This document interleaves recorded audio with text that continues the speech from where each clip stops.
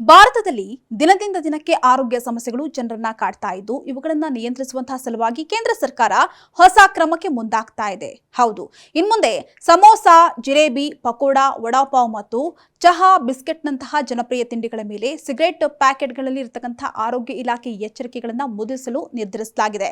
ಇನ್ನು ಈ ಎಚ್ಚರಿಕೆಯಲ್ಲಿ ಆಹಾರದಲ್ಲಿ ಇರತಕ್ಕಂತಹ ಹೆಚ್ಚಿನ ಪ್ರಮಾಣದ ಎಣ್ಣೆ, ಸಕ್ಕರೆ ಮತ್ತು ಟ್ರಾನ್ಸ್ ಫ್ಯಾಟ್ಗಳ ಬಗ್ಗೆ ಮಾಹಿತಿಯನ್ನು ನೀಡಬೇಕು ಎನ್ನುವಂತಹ ಅಭಿಯಾನ ಆರಂಭಿಸಲಾಗ್ತಾ ಇದೆ. ಇನ್ನು ಈ ಅಭಿಯಾನವನ್ನ ನಾಗಪುರದಲ್ಲಿ ಪ್ರಾಯೋಗಿಕವಾಗಿ ಪ್ರಾರಂಭಿಸಲಾಗ್ತಾ ಇದೆ. ಇನ್ನು ನಾಗಪುರದ ಅಖಿಲ ಭಾರತ ವೈದ್ಯಕೀಯ ವಿಜ್ಞಾನ ಸಂಸ್ಥೆ ಈ ಉಪಕ್ರಮಕ್ಕೆ ಪೈಲಟ್ ಸ್ಥಳವಾಗಿ ಕಾರ್ಯವನ್ನು ನಿರ್ವಹಿಸ್ತಾ ಇದೆ.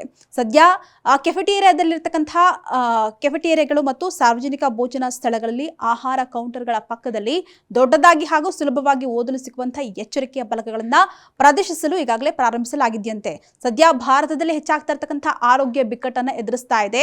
ಸದ್ಯ ಬೊಜ್ಜು, ಮಧುಮೇಹ, ಅಧಿಕ ರಕ್ತದೊತ್ತಡ ಮತ್ತು ಹೃದ್ರೋಗದಂತಹ ಸಮಸ್ಯೆಗಳು ವ್ಯಾಪಕವಾಗ್ತಾ ಇವೆ. ಹೀಗಾಗಿ ಸರ್ಕಾರ ಜನರ ಆರೋಗ್ಯ ಪದ್ಧತಿಯನ್ನ ಗಮನ ಹರಿಸ್ತಾ ಇದ್ದು ಕರಿದ ಮತ್ತು ಸಿಹಿ ತಿಂಡಿಗಳ ಅತಿಯಾದ ಸೇವನೆಯೂ ಕೂಡ ಈ ಸಮಸ್ಯೆಗಳಿಗೆ ಪ್ರಮುಖ ಕಾರಣವಾಗ್ತಾ ಇದೆಯಂತೆ.